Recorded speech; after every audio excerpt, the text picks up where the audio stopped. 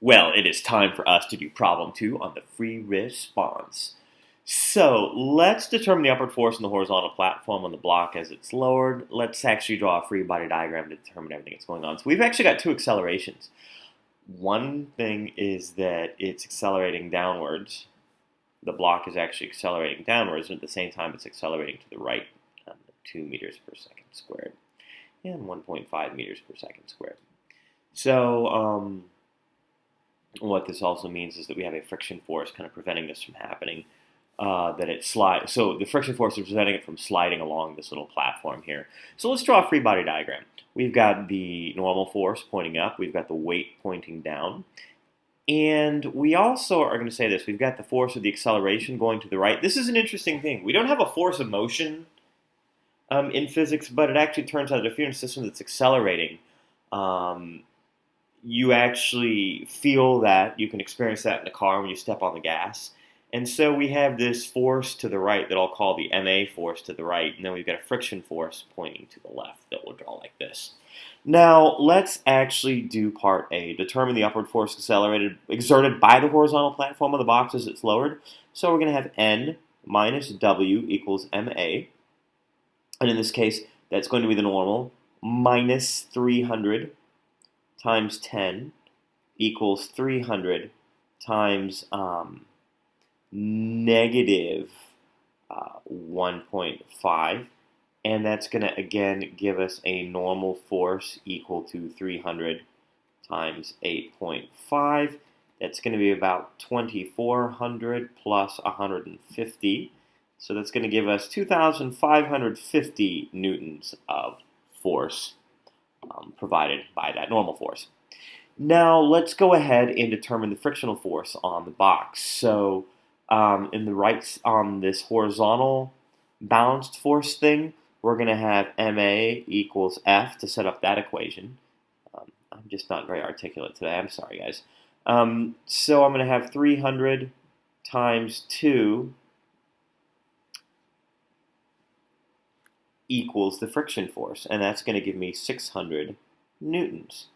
And then in part C, I can actually get the coefficient of friction.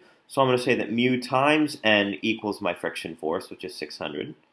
So I'm going to get mu times 2,450 equals 600. I'm going to round here a lot. I'm going to get that mu is about 0.2. I'm going to say 0.24. It's just under a fourth, so I'm going to say about 0.24. Your calculator may tell you something different. So I'm going to write this as an approximate sign. Now, let's get the path of the box in terms where we're expressing y as a function of x. So let's write down the equation of motion in y. This is kind of a little parametric equation thing, if you want to think calculus, but thank goodness we're not taking derivatives here, right? So we got y equals negative 1.5 t squared, and we're going to have x equals 2t squared. So let's think about how this is going to work.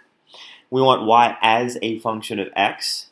So what this means is I know that x over 2 equals t squared, and I can substitute that into here.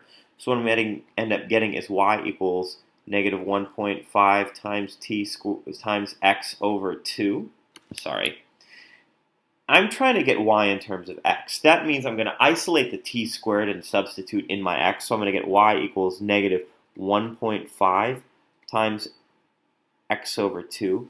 So the equation I want to graph here is y is negative 0.75x. And let's be clear, when x is 0, they tell me here that the vertical position is 2, so we'll put plus 2 there to start with. So we'll start here, and then let's be clear.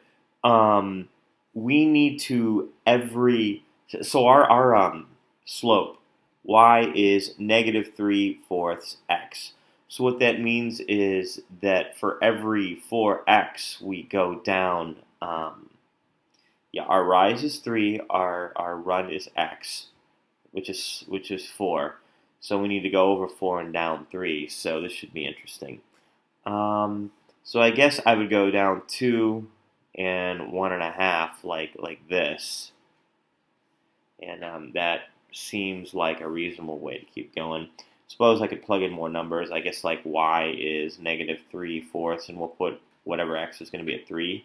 That gives us -9/4. So I suppose here that would be 2 1/4. So right down here. And I probably got this dude wrong here. So, all right. So this is actually how I would draw this line. I'd need to connect this dot with this dot. I would want to do that with a ruler that I don't have available right now, so I'll just do it as a dotted line. But that's the line you'd want to draw. On your AP exam, use a ruler.